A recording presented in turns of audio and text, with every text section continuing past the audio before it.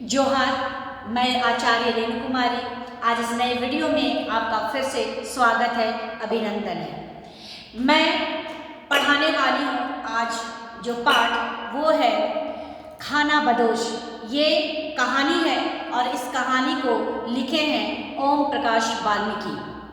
खाना बदोश जो कहानी है, ये कहानी एक गरीब मजदूर दंपति की कहानी है जो अपने जीवन में गरीबी को झेलते हुए और अपने जीवन में किस प्रकार से मंजिल जो उनका लक्ष्य है वहाँ तक पहुँचने के लिए रात दिन मेहनत करते हैं, कड़ी परिश्रम करते हैं। इसके बावजूद भी वो अपने लक्ष्य तक नहीं पहुँच पाते हैं।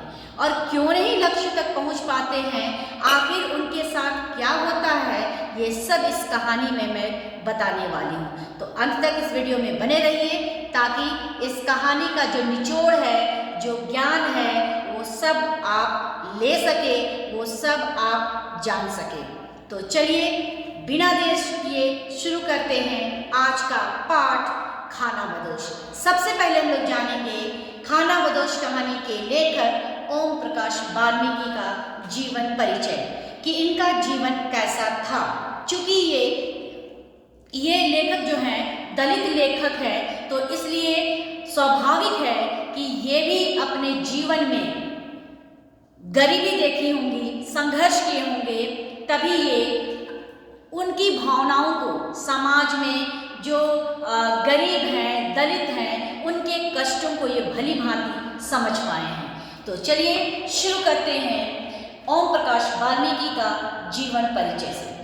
ओम प्रकाश वाल्मीकि का जन्म 1950 ईस्वी को उत्तर प्रदेश पड़ता है मुजफ्फरपुर नगर में। यहाँ इनका जन्म हुआ था 1950 ईस्वी को उत्तर प्रदेश में, है ना, जो मुजफ्फरपुर नगर में स्थित है। यानी कि इनका जो गांव है जहाँ इनका जन्म हुआ था वो गांव है बरला गांव, और ये बरला गांव है मुजफ्फरपुर नगर में, और ये मुजफ्फरपुर नगर स्थित है उत्तर प्रदेश में। ठीक है। उनका भी बचपन सामाजिक एवं आर्थिक कठिनाइयों में गुजरा। ये चीज मैं अभी बताई तुरंत कि ये दलित लेखक है और इनका जो बचपन है वो अभाव में बीता है और गरीबी में बीता है और संघर्ष में ही बीता है। तो इसलिए इनका जो जीवन था वो आर्थिक और सामाजिक दोनों प्रकार का जो कठिनाई है, इन कठिनाइयों को इन्होंने अपने जीवन में झेला है। शिक्षा प्राप्त करने में उन्हें अनेक प्रकार के आर्थिक, सामाजिक और मानसिक कष्ट झेलने पड़े हैं। अगर कोई व्यक्ति दलित है तो वो दलित होना ही उनके लिए समाज के द्वारा गुनाह माना जाता है। तो ये दलित थे, है ना, और इसलिए बचपन में जब इनको शिक्षा चाहिए थी, उस समय शिक्षा के समय ही, यानी कि बचपन के समय ही इन्हें आर्थिक, मानसिक और सामाजिक तीनों कष्टों को झेलना पड़ा। तब जाके बड़ी मुश्किल से इन्होंने, लेकिन इन सब से इन्होंने भागा नहीं, बल्कि उनका संघर्ष किया, डटकर उनका मुकाबला किया और अंततः ये एमए हिंदी विषय में करने में सफल हो जाते हैं। इन सब संघर्षों के बावजूद, ये इन सारे मुसीबतों के बावजूद भी ये पढ़ाई में आगे बढ़ते रहे निरंतर, समाज के निरंतर बाधा डालने के बावजूद। इन्होंने हिंदी में संघर्ष करते करते अंत में इन्होंने हिंदी में एमए की डिग्री जो है वो पास की, यानी कि डिग्री ले ली। वाल्मीकि जी जो है वो महाराष्ट्र में भी रहे तो उत्तर प्रदेश में इनका जन्म हुआ, लेकिन ये महाराष्ट्र में भी अपना समय बिताए थे और यहीं उनका संपर्क जो हुआ वो दलित लेखकों से हुआ। जो दलित लेखक थे उन लोगों से इनकी मुलाकात हुई, और मुलाकात होने के बाद, उनसे भेंट होने के बाद इनके अंदर भी दलित लेखक का जो इमेज होता है, वो छवि होती है, वो इनके अंदर उभर कर सामने आती है।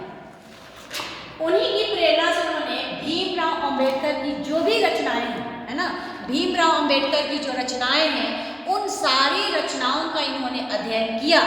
क्यों किया?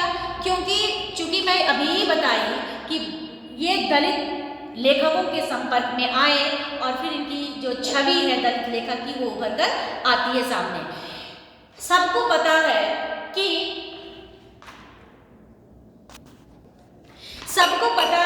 कि भीमराव अंबेडकर का जीवन यानी कि बचपन में भी उन्हें अनेक संघर्षों का सामना करना पड़ा था, अनेक मुसीबतों का सामना करना पड़ा था, चाहे वो शिक्षा का क्षेत्र हो, चाहे वो सामाजिक क्षेत्र हो, चाहे वो आर्थिक क्षेत्र हो, है ना। इन पर तो निम्न जाति होने के कारण स्कूल में, विद्यालय की कक्षाओं में भी इनको बैठने में मना ही था। ये क्लास के बाहर बैठ करके शिक्षा प्राप्त करते थे। तो इसलिए इन्होंने भीमराव अंबेडकर की जो भी रचनाएं हैं उन सारी रचनाओं का अध्ययन किया और अध्ययन करने के बाद, है ना, बुनियादी परिवर्तन आया। यानी कि इनके जीवन में एक नया मोड़ आता है। उनके सारी रचनाओं को पढ़ने के बाद इनका जीवन में एक टर्निंग पॉइंट आता है, एक मोड़ आता है, जहां से ये दलित लेखक बनकर निकलते हैं। आजकल वे देहरादून की ऑर्डिनेंस फैक्ट्री में अधिकारी के पद पर कार्यरत है, यानी कि ये कार्यरत थे, है ना। अभी इनकी मृत्यु हो चुकी है। 17 नवंबर 2013 को इनका निधन हो गया। लेकिन निधन होने से पहले ये देहरादून के जो ऑर्डिनेंस फैक्ट्री है ना, वहाँ पर ये अधिकारी के रूप में कार्य करते रहते और 17 नवंबर 2013 को इनका निधन हो जाता है। अब आते हैं इनकी रचनाओं में।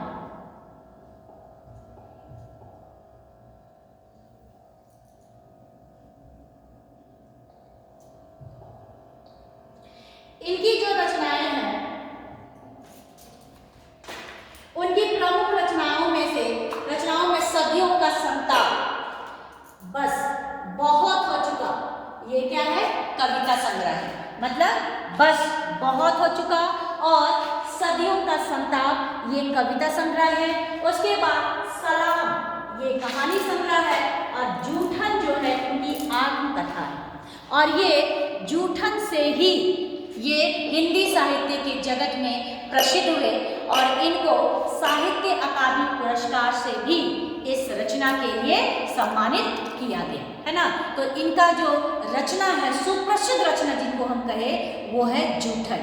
इन्होंने अपने जीवन के संघर्षों को ही इस आत्मकथा में उकेरा है और ये बहुत ही सुप्रसिद्ध रचना है और ये विधा इनकी है आत्मकथा, यानी कि अपनी ही कहानी को इन्होंने जूठन नाम से लिखा है। इनकी प्रमुख प्रसिद्ध है सबसे ज्यादा जूठन, ये याद रखिएगा क्योंकि इसी पर इनको साहित्य अकादमी पुरस्कार मिल चुका है। तो ये रचना जो है बहुत ही प्रसिद्ध है, ठीक है। अब आते हैं इनकी साहित्यिक विशेषताएं। इतना तो मैं लेखक परिचय में बता ही चुकी हूँ और आपको समझ में आ भी गया होगा कि ये किस प्रकार के लेखक हैं। तो ये लेखक है दलितों के, यानी कि ये एक प्रकार के दलित लेखक हैं, क्योंकि दलित क्या होता है, दलितों पर शोषण क्या होता है, ये बखूबी ये जानते हैं। ये कष्ट को इन्होंने खुद झेला हुआ है, इसलिए जो दलित लोग हैं समाज में, उनके कष्टों को भी ये भली प्रकार से समझ सकते हैं, महसूस कर सकते हैं। इनकी साहित्यिक विशेषताओं को देखें तो हिंदी भाषा के दलित साहित्य के विकास में ओम प्रकाश वाल्मीकि ने अपनी महत्वपूर्ण भूमिका निभाई है। यानी कि समाज में जो दलितों के लिए रचनाएं लिखते हैं, जो भी हिंदी साहित्य में दलित लेखक हैं, उनमें से एक प्रमुख है ओम प्रकाश वाल्मीकि। यानी कि हिंदी साहित्य जगत में इन्होंने दलित साहित्य के विकास में, है ना, दलित साहित्यों का जो विकास है उसमें ये अहम भूमिका निभाते हैं।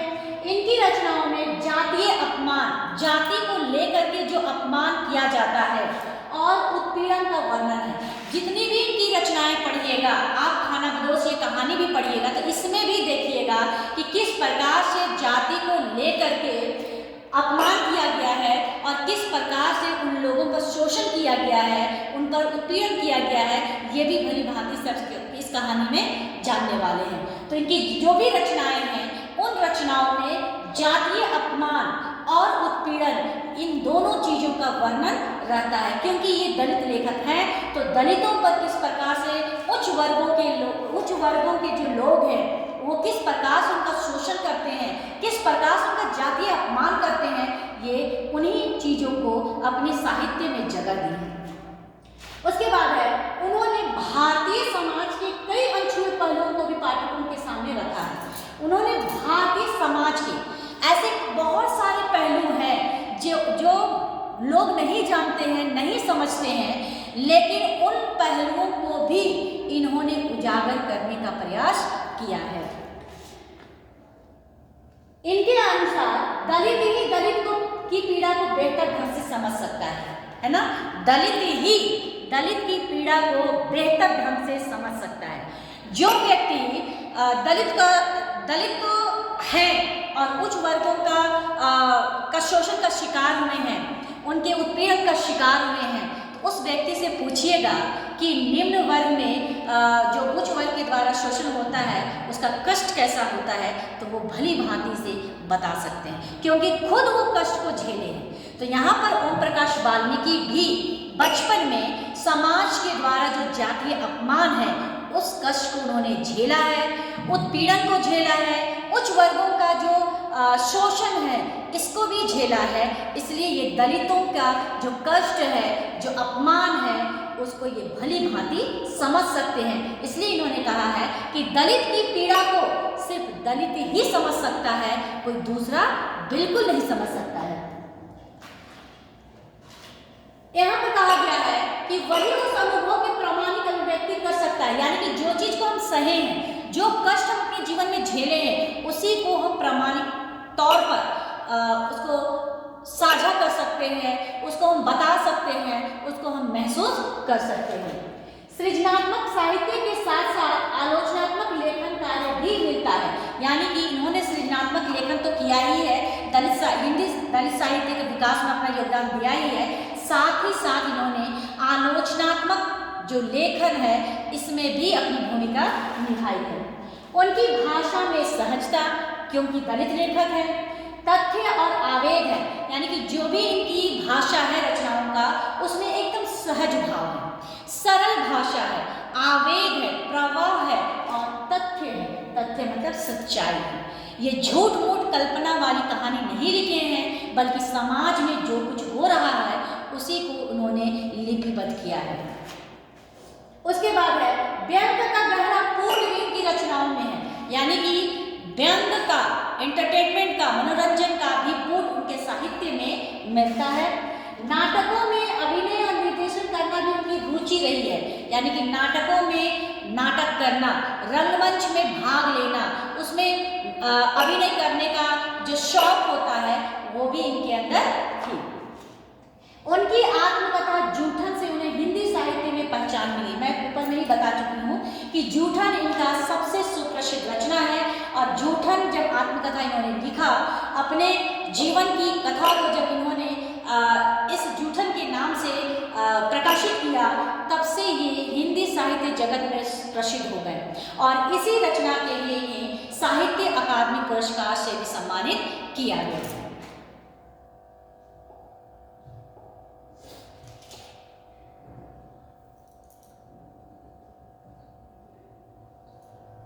और एक चीज है कि वाल्मीकि जी को, जैसा कि हमने पहले ही बताया कि जब महाराष्ट्र में ये रहने लगे थे, दलित लेखकों के संपर्क में आए, जितने भी अम्बेडकर जी की रचना थी उन सब का इन्होंने गहन अध्ययन किया।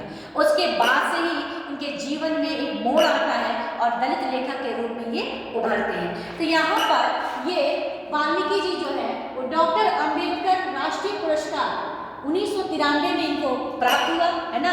अम्बेडकर जी का नाम से जो पुरस्कार है वो 1993 में मिलता है, और परिवेश सम्मान 1995 में इनको प्राप्त होता है। और साथ ही ये दोनों पुरस्कार के साथ साथ साहित्य अकादमी पुरस्कार से भी इनको नवाजा जाता है। ठीक है, अब आते हैं हम लोग कहानी। सबसे पहले हम लोग देखेंगे इस कहानी का सारांश। ठीक है, ये कहानी जो है वो ये कहानी जो है वो गरीब मजदूर परिवार की है, दंपति की है, जो सपनों का महल बनाना चाहते हैं, और उनके सपनों का महल था लाल लाल पक्की ईंटों से घर बनाना। तो वो अपने लक्ष्य को तो खो खोज लिए कि क्या लक्ष्य है उनके जीवन का, लेकिन उस लक्ष्य तक पहुंच पाते हैं, नहीं पहुंच पाते हैं, क्या होता है, ये सब कुछ इस कहानी में मैं बताने वाली हूँ। ठीक है, ये कहानी जो है, प्रमुख पात्र इस कहानी का सुकिया और मानो इस कहानी के मुख्य पात्र हैं और इन्हीं के इर्द गिर्द जो है ये पूरी कहानी घूमती है। मानो और सुकिया एक दंपति है, पति पत्नी है और ये अपना गांव इसलिए छोड़ते हैं क्योंकि दो पैसे हम कमा लें, क्योंकि गांव में रोजी रोटी सालों भर नहीं मिलती है। तो हम सभी ये देखते हैं कि गांव में जो गरीब परिवार है, निम्न वर्ग के लोग हैं, वे सभी ईंटा भट्ठा में काम करने के लिए दूर दूर जो है वो चले जाते हैं शहरों में काम करने के लिए और वहाँ पर ईंट भट्ठे का, ईंट पाथने का काम करते हैं और जो भी पैसा होता है वो ले करके फिर अपने गांव लौटते हैं। यहाँ पर ऐसे ही एक दंपति की कहानी है जो मानो और सुकिया गांव में रहते हैं, लेकिन गांव में रह करके इनको कोई रोजी रोटी नहीं मिलती है, जिस वजह से अपने हालात को सुधारने के लिए असगर ठेकेदार के कहने पर ईंटा भट्ठा चले आते हैं और इनको लेकर के आता है असगर ठेकेदार।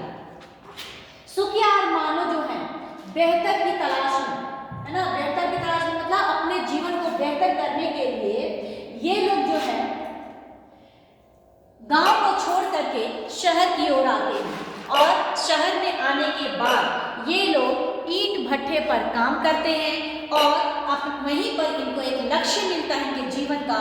उस लक्ष्य को पूर्ति करने के लिए बहुत कठिन परिश्रम करते हैं, रात दिन ये लोग भट्ठे में काम करते हैं।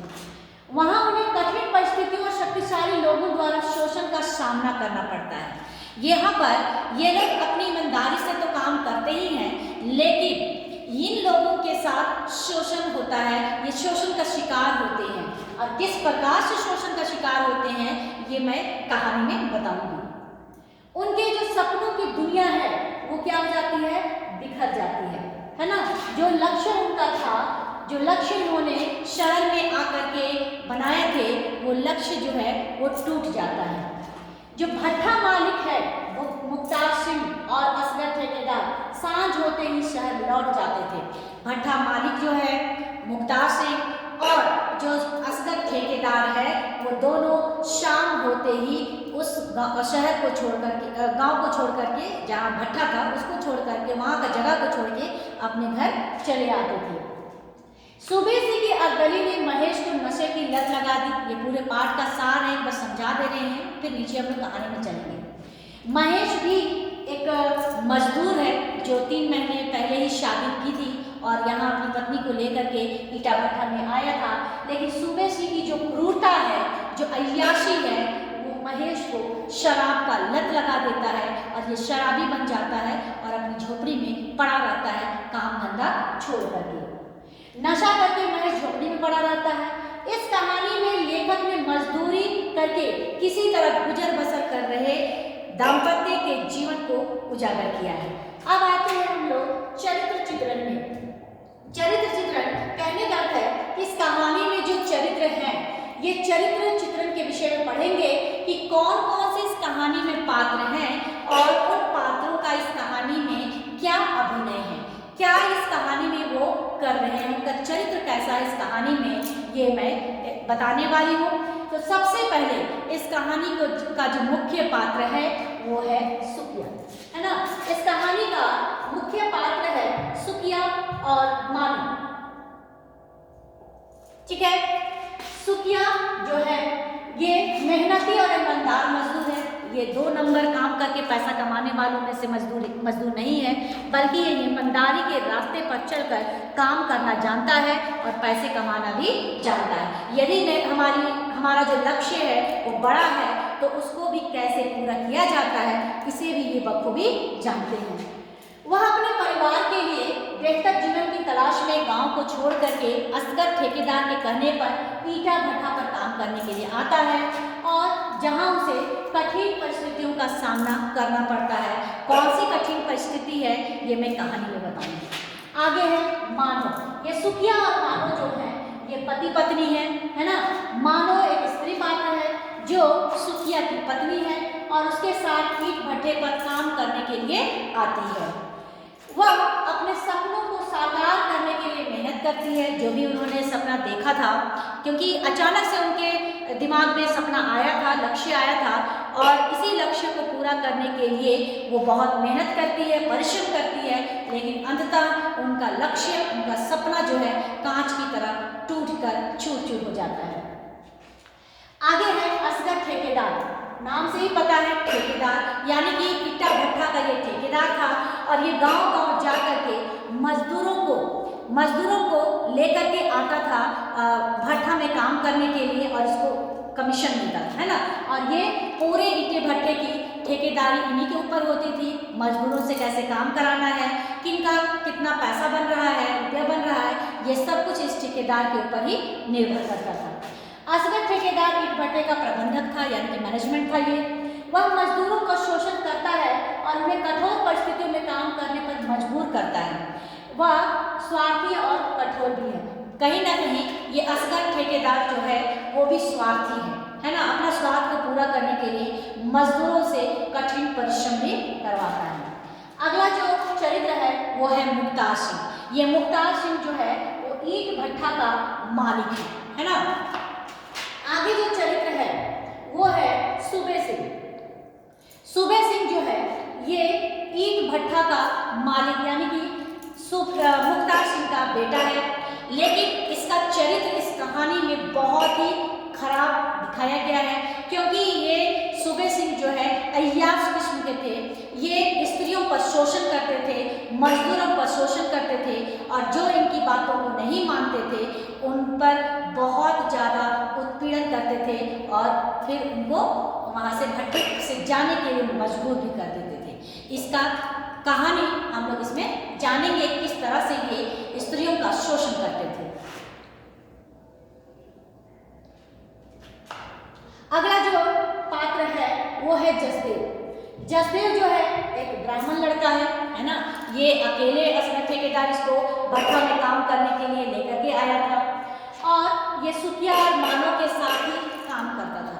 क्योंकि एक चीज़ मैं बताना चाहूँगी यहाँ पर कि ईटा भट्ठा में आप अकेले काम करोगे तो ज़्यादा पैसा नहीं बन पाएगा, क्योंकि ज़्यादा लोग अगर काम करोगे तो उसमें ज़्यादा पैसा बनता है। तो इसलिए असगर ठेकेदार ने मानू और सुखिया के साथ जसदेव को भी काम पर लगा दिया था। वो जसदेव जो था ईमानदार था, मददगार भी था, और जातिगत भेदभाव का शिकार था। इस कहानी में हम लोग जानेंगे कि किस प्रकार से जातिगत शिकार ये हुआ था। उसके बाद अगला जो कैरेक्टर है वो है किसनी और महेश का। महेश का तो मैं पहले ही बता दी, इसको सूबे सिंह जो है शराब का लत लगा दिया था। क्यों लगाया था ये कहानी में जानेंगे। और किसनी जो है ये दोनों पति पत्नी 3 महीने पहले शादी किए थे, और 3 महीने पहले ही इस भट्ठे पर आए थे काम करने के लिए। तो आखिर इनके साथ सूबे सिंह ने क्या किया कि इनको शराब की लत लग गई, ये मैं कहानी में बताऊंगी। चलिए अब आते हैं हम लोग कहानी में। लगभग कहानी को आप समझ ही गए होंगे, लेकिन मैं यहाँ पर कहानी को थोड़ा विस्तार से रखना चाहूंगी, है ना। सुखिया और मानू, मैं शॉर्ट में कहानी बता रही हूँ। आप यदि लिखना चाहते हैं, नोट्स बनाना चाहते हैं, तो आप यहाँ से नोट्स लिख सकते हैं। सुखिया और मानू ये दोनों पति पत्नी हैं, मजदूर हैं, गांव छोड़ करके शहर पर लेकर के आए हैं असगर ठेकेदार, और ईटा भट्ठा पर इनको काम करने के लिए लगा दिया गया है। ये लोग ईटा भट्ठा पर काम करते हैं, बहुत ही अच्छी तरीके से ये काम करते हैं, मेहनत से काम करते हैं, परिश्रम का काम करते हैं, और इनका काम इतना अच्छा रहता है कि इनको तुरंत ईंट पाथने का काम मिल जाता है। कुछ ही समय बाद जसदेव आता है। जसदेव को भी इन्हीं लोगों के साथ काम करने में लगा दिया जाता है। यहाँ पर आप बारीकी से पढ़िएगा तो यहाँ पर ईटा भट्ठा का जो वातावरण है इसका भी वर्णन ओम प्रकाश वाल्मीकि जी ने बहुत ही सूक्ष्म और बखूबी तरीके से किया है कि किस प्रकार से ईटा भट्ठा जो होता है वो एकांत जगह में होता है, शहर से दूर होता है और जंगल के किनारे होता है। ईटा भट्ठा में सबसे जो खतरनाक जगह होती है काम करने की, वो होती है मोरी। मोरी उसको कहते हैं जो जमीन के नीचे ईंट पकने के लिए रखा जाता है और वहाँ जाने की जो पतला रास्ता होता है उसी को कहा जाता है मोरी, है ना। तो ये लोग काम बहुत अच्छे से करते हैं, लेकिन एक समय ऐसा आता है कि मुख्तार सिंह जो ईंट भट्ठा का मालिक है, कुछ काम आया होगा तो वो शहर से कहीं दूर चले जाते हैं। तो अपना काम को देखने के लिए, मतलब अपनी जगह पर अपना बेटा को बैठा करके जाता है और काम को देख रेख कर, मतलब जो भी ईंट भट्ठे पर काम है उस काम को देख रेख का जिम्मा जो है अपने बेटे को देता है। जैसा कि चरित्र चित्र में ही मैंने बताया कि सूबे सिंह जो था वो एक नंबर का अय्याश और अत्याचारी व्यक्ति था। लड़कियों पर उनकी नज़र रहती थी, लड़कियों का शोषण करना उनका एक शौक था कहेंगे तो, है ना। तो किसनी और महेश जो इस भट्टे पर मजदूर थे, कुल मजदूर इस भट्टे में काम करने वाले 30 थे, है ना। तो उसमें से एक जोड़ा था, नववैवाहिक जोड़ा था, किसनी और महेश। किसनी पर उनकी नज़र गई तो किसनी को वो गाली मिट्टी का काम छुड़ा करके वो अपने दफ्तर में काम पर लगा देता है। दफ्तर में काम कम करती है और यहाँ पर ये सूबे सिंह की अय्याशी का शिकार होती है, लेकिन यहाँ पर वो अपने शरीर को बेच करके पैसा कमाती है। कहने का अर्थ यहाँ पर ये है कि किसनी का सूबे सिंह के साथ अवैध संबंध चल रहा था, दोनों की मर्जी थी। अब यहाँ पर सूबे सिंह जो है वो किसनी को रोज नए नए कपड़े देता, उनके लिए ट्रांजेक्शन ला के देता, उनके लिए नए नए साबुन देता, सेंट देता, सब्जी देता, सब कुछ उसकी पूर्ति करता था, क्योंकि वो अपना शरीर को उसके हवाले कर चुकी थी। और यही सब को देखकर महेश किसनी को मना करता था, उससे लड़ाइयाँ करता था, लेकिन यहाँ पर किसनी को पैसे का लत लग गई थी, पैसे का लत लग गई, जिस वजह से वो अपने पति की बातों को इग्नोर करते हुए, ना सुनते हुए वो सूबे सिंह की जो भी चीज़ें थी, जो भी मांगे थी वो पूरी करती थी। और इस वजह से उनकी जिंदगी जो है मौज में कट रही है। और इधर महेश जो है वो शराब पीने का आदी हो गया और लत लग गया और दिन भर काम धंधा छोड़ करके दिन भर झोपड़ी में शराब पीकर पड़ा रहता था। ये सिलसिला चलता रहा, लेकिन सूबे सिंह जो है वो सूबे सिंह का किसनी से मन भर गया। अब मन भर गया तो अब दूसरी औरत पर उनकी नजर गई मानो पर, जो ईमानदारी से काम कर रही थी। और नजर जाने से पहले एक छोटी सी घटना इनके जीवन में ये होती है कि जिन ईंटों को मानो और सुकिया ने पाथा था वो ईंट पक गई, उसको निकाल रही थी, तो ईंट को उलट पलट करके जब मानो देखती है तो उनके मन में बिजली की चमक की तरह एक दिमाग में बात आती है कि जब लाल लाल ईंट को हम बना सकते हैं, खुद से बना के पका सकते हैं, तो इस लाल लाल ईंटों से घर क्यों नहीं बना सकते। ये अचानक से दिमाग उनका कौंधता है। तो वो अपने पति से कहती है कि क्या हम लोग इन लाल लाल ईंटों से घर नहीं बना सकते हैं। तो उन लोगों ने कहा कि, तो मानो जब ये प्रश्न करती है कि क्या हम लोग पक्की ईंटों का घर बना सकते हैं, कितना खर्च आता है, क्या आता है, ये सब पूछने लगी, तो सुकिया कहता पगला गई है क्या जो इस तरह के प्रश्न ये पूछ रही है कि कितने में घर बनेगा। थोड़ा मोड़ा में घर बनता है, पक्की ईंटों का घर बनाना यानी कि लाखों का खर्च होता है। उसमें सीमेंट लगे हैं, छड़ लगे हैं और चिप्स लगे हैं, बालू लगे हैं, केवल ईंट से घर नहीं बन सकती है। तो यहाँ पर मानो कहती है कि नहीं, मुझे तो लाल लाल ईंटों से घर चाहिए, जैसे चाहिए, जितना भी खर्च होएगा वो सब हम लोग कमा के करेंगे, मेहनत दुगनी करके करेंगे, लेकिन घर तो बनाएंगे। अब इन दोनों के सामने एक लक्ष्य था, मतलब इन दोनों को एक लक्ष्य मिल गया था, वो था लाल लाल पक्की ईंटों से खुद का घर बनाना। अब इसके लिए ये लोग रात दिन मेहनत करते थे और दुगनी परिश्रम करते थे और पैसा जमा कर पाए और अपना गांव में घर बना पाए, इसलिए बहुत मेहनत करने लगे। और साथ देता था जसदेव भी, है ना। तो इन लोगों का जो जीवन है मजे से कटने लगा। लेकिन जब किसनी से सूबे सिंह का मन भर गया तो वो उसकी नज़र जो है मानो पर चली गई। और इसीलिए एक दिन असगर ठेकेदार को बुलाने भेज देता है कि जाओ मानो को बुला के लाओ, बोलना कि सूबे सिंह ने बुलाया है। असगर ठेकेदार सुबह सिंह के मंसूबे को अच्छी तरह से भांप लिया। वो वहाँ पर मना भी किया, लेकिन सुबह सिंह ने कहा कि तुम मेरे टुकड़े पर पलते हो, मुझसे जवान नहीं लड़ा सकते हो, मैं जो कह रहा हूँ वो तुम्हें करना ही पड़ेगा। और ये सुन करके वो ना चाहते हुए भी मानो को बुलाने चला गया। जैसे ही उन्होंने मानो को कहा कि सुबह सिंह ने आपको बुलाया है अपने दफ्तर पर, तो वो घबरा गए, क्योंकि वो जानते थे कि सुबह सिंह किस प्रकार के व्यक्ति हैं, और इसीलिए मानो नानुकुर करने लगी, नहीं आना चाह रही थी। तो वहाँ पर जसदेव वहाँ पर साथ देता है और असगर ठेकेदार के साथ जसदेव चला जाता है। जैसे ही जसदेव सुबह सिंह के पास पहुँचा, सुबह सिंह का जो गुस्सा था वो 7वें आसमान पर था, क्योंकि उनकी चाहत थी मानो और आ गया जसदेव। जसदेव को खूब गाली गलौज करता है, खूब पीटता है और इतना मारता है कि मारते मारते उसको अधमरा कर देता है। बस उसका कसूर था मानो की जगह खुद आ जाना। यदि मानो आ जाती तो ठीक था, नहीं तो इसीलिए जसदेव को वहाँ पा करके वो अपना गुस्सा निकाल देता है। जब खूब वो चिल्लाने लगा जसदेव, तो सब मजदूर इकट्ठे हो गए। तो इकट्ठे हो गए तो उनको डर लगा कि कहीं सारे मजदूर मिलकर मुझे मार ना दे, इसलिए वो अपना जीप में सवार होकर वहाँ से भाग गया।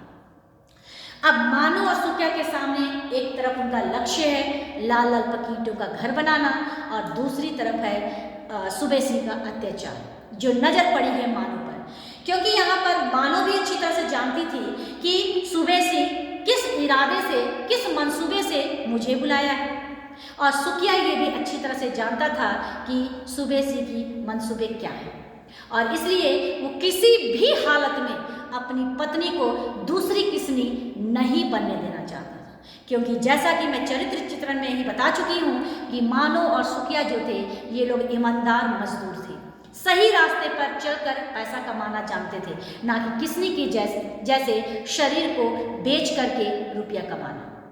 तो अब इनका जो डर है, जो खौफ है, वो दिनों दिन बढ़ते गया, क्योंकि सुबह सिंह था ताकतवर पैसे का, क्योंकि ईंट भट्ठा का मालिक का बेटा है, उनके अंडर में ये सभी काम करते हैं, तो उससे जीत पाना मुश्किल है। और इसीलिए मानो और सुकिया डर डर कर काम करने लगे। जब मानो सुबह सिंह की बात नहीं मानी और जब जसदेव को खूब पीट दिया गया, तो जसदेव जब पीटा गया तो रात में वहाँ पर उस घर जब शाम को गए सब कोई, तो जसदेव के यहाँ रोटी लेकर के जाती है मानो कि मेरे कारण ये मार खाया बेचारा। तो सुकिया कहता है तुम कहाँ जा रही हो? तो मानो कहती है कि मैं रोटी लेकर के जा रही हूँ जसदेव के पास, क्योंकि अकेले आया था, वो खाना पीना बनाया नहीं होगा, इतना अधमरा कर दिया मार के। कहता है वो नहीं खाएगा क्योंकि वो बामन का लड़का है, यानी कि ब्राह्मण का बच्चा है, वो तुम्हारे हाथ की रोटी नहीं खाएगा। लेकिन मानो कहाँ सुनने वाली थी, वो चली गई, नादान ना समझ चली गई जसदेव के पास रोटी लेकर के। लेकिन उसकी हालत को देख करके खूब रोती है और रोटी खाने को देती है, तो जसदेव ये कहकर मना करता है कि मुझे भूख नहीं है, और अंततः वो रोटी नहीं खाता है और मानो रोती हुई वहाँ से अपने घर चली जाती है। रात भर उनका जो समय था वो दहशत और भय में ही बीतता है कि कब सुबह सिंह आ जाए और हमें खींचकर ले जाए। अगली सुबह जसदेव को असगर ठेकेदार ने मानो सुकिया से जो काम कर रहा था साथ में, वहाँ से उसको हटा दिया गया, और जो सुकिया ईंट पाथने का काम कर रहा था उससे सांचा ले करके जसदेव को दे दिया गया, और जसदेव अब अलग काम करने लगा, और यहाँ पर सुकिया को मोरी पर काम करने के लिए भेज दिया गया। तब भी सुकिया और मानो हंसते हंसते अपना काम करने लगे, क्योंकि उनके सामने लक्ष्य था पक्की ईंटों का घर बनाना। सुकिया समझाता है मानो को कि तुम चिंता मत करो, काम तो काम होता है, जहाँ पर भी चाहे ईंट पाथे या मोरी पर काम करें, काम करने आए तो काम से क्यों डर, हम वहाँ भी आराम से काम कर लेंगे, तुम चिंता मत करो। और इस तरह से इन लोग काम करते गए। जसदेव को सांचा देने से पहले जितना भी इन लोगों ने ईंट को पाथा था, उस ईंट को असगर ठेकेदार ने कहा कि सूख गया है सारी ईंट, इसको क्या करो छल्लीदार बना दो, है ना, एक के ऊपर एक सजा के रख दो, ताकि ईंट को पकाने के लिए ले जाने के लिए सुविधा होगी। ये लोग देर शाम तक पति पत्नी दोनों जितना ईंट पाते थे उन सारे सूखे हुए मिट्टी के ईंट को ये लोग छल्लीदार सजाते हैं, खड़ा करते हैं और चले जाते हैं घर। रात हो चुकी थी तो घर चले गए, खाए पिए और सो गए। नींद कहाँ आने वाली थी सुखिया और मानो को, उनके जीवन में तो काल बनकर सुबह से ने दस्तक दी थी। जैसे ही सुबह हुई, पता नहीं उन लोगों को अनुभव हुआ या जो भी उनके मन में चला, वो लोग सुबह होने से पहले ही जल्दी जल्दी कदमों से भट्ठा पहुंच गए, यानी कि भोर में ही ये लोग भट्ठा पहुंच गए। जब भट्ठा ये लोग आते हैं तो क्या देखते हैं कि इनका जो ईंट का सजाया हुआ था, ईंट जो कच्चा ईंट सजाया हुआ था ना, कच्चा ईंट जो सजाया हुआ था, बताते हैं ये कच्चा ईंट है, ये ऐसे सजाया हुआ था, एक के ऊपर एक, एक के ऊपर एक, ऐसा ईंट सजाया हुआ था। ये सारे ईंट को नीचे गिरा करके तोड़ दिया गया है। अब ये लोग ईंट को टुकड़े टुकड़े देख करके रोने लगे। क्यों रोने लगे? क्योंकि कच्चा ईंट था ना, पका हुआ आधा ईंट को तो जमीन में लेवल करने के लिए ले जाएगा ग्राहक, लेकिन कच्चा ईंट टूट गया तो उसको तो पकाएंगे नहीं, तो वो अब किसी काम का नहीं है, उसकी मजदूरी भी आपको नहीं मिलेगी। एक चीज़ मैं बताना चाहूँगी कि ईंट भट्ठा में जो पैसा मिलता है वो आपके ईंट पाथने के ऊपर मिलता है, वहाँ मजदूरी नहीं रहता है बांधा हुआ कि आपको महीने का इतना मिलेगा। आपने जितना काम किया उसी हिसाब से आपके पैसे बनते हैं, यानी कि एक ईंट का कुछ पैसा रहता है, उसी तरह से आपका पैसा बनता है। अब इतना सारा ईंट इन्होंने लगभग महीने दिन पात करके जमा किया, सुखाया और उसको छल्ली करके रात में क्या सोने गए, सारा ईंट जो है नीचे गिरकर चूर चूर हो गया था। अब ये लोग माथा पकड़कर रोने लगे और असगर ठेकेदार ने वहाँ साफ साफ कह दिया कि ये ईंट हमारे किसी काम का नहीं है और ना ही इसकी मजदूरी तुम्हें मिलेगी। अब यहाँ पर मानो और सुखिया, उनका जो लक्ष्य था घर बनाना, ये खत्म हो गया। कैसे खत्म हुआ? ये ईंट गिरा, पैसा मिला नहीं, महीने का जो परिश्रम था वो पानी में बह गया। तो ये ईंट चूर चूर होना, यानी कि उन दोनों के सपने का चूर चूर होना था। इस तरह से फिर उनका सपना जो है टूट जाता है और फिर सुखिया जो है वो अपनी पत्नी का हाथ पकड़ते हैं, मानो का हाथ पकड़ता है और खींच करके दूसरी जगह पर ले चलता है, एक नए काम की तलाश में, एक नई जगह में।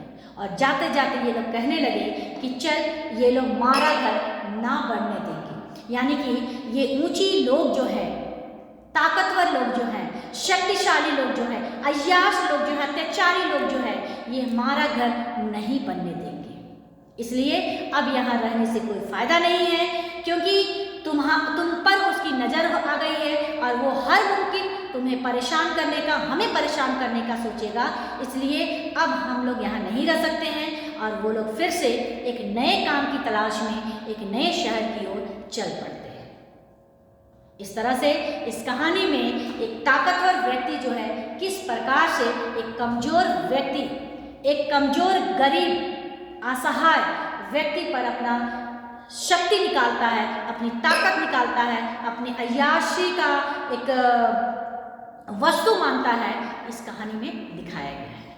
तो इस प्रकार से मानो और सुखिया जो ईमानदारी के राह पर चलकर पक्की ईंटों का घर बनाने का जो सपना देखा था, उन सपनों को चूर चूर कर देते हैं ईंट भट्ठे के मालिक के बेटा, यानी कि सुबेसी जैसे अत्याचारी अय्याशी किस्म के व्यक्ति ने। तो ये थी पूरी कहानी। मुझे आशा है कि ये कहानी आप सभी को समझ में आ गई होगी और दोबारा किसी दूसरे वीडियो को देखने की आवश्यकता नहीं पड़ेगी, ऐसी आशा मैं रखती हूँ। यदि आपको हमारी वीडियो अच्छी लगती है, हमारा पढ़ाया हुआ पाठ आपको यदि समझ में आता है, तो लाइक और शेयर जरूर करिए, इतनी आशा मैं रखती हूँ। धन्यवाद।